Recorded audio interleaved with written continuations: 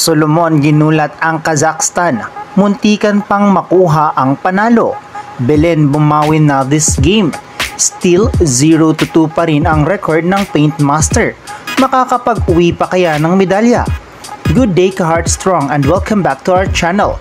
Bago natin yan simulan, please support this channel by clicking like, share, subscribe, and click the notification bell para updated ka sa ating mga video. Hindi man nasungkit ng Paint Master ang panalo sa laban kontra Kazakhstan, ay isang mensahe nga lang ang malinaw para sa NU Girls.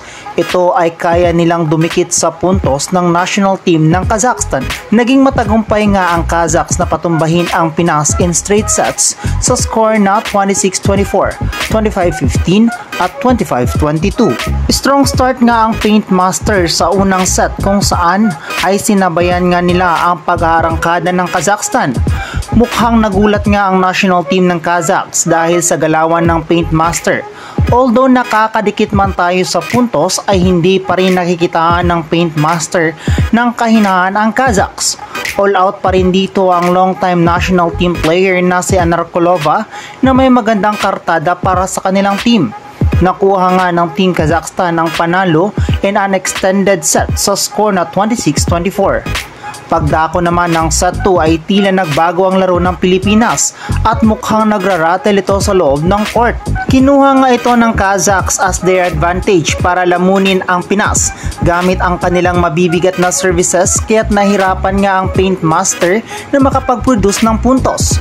Maganda sana ang strategy ni Coach Dimak na palitan ng players, subalit di pa rin ito umubra sa laban at nakuha pa rin ng Team Kazakhs ang set 2 sa score na 25-15. Muling nanumbalik nga ang sigla ng NU sa pagsapit ng third set. Bumuhos nga ng mataas na puntos dito sina Belen at Solomon na mas nagpapadikit sa puntos ng kalaban. Although nangunguna pa rin talaga ang Kazakhs, subalit di na ito ganoon kalayong habulin.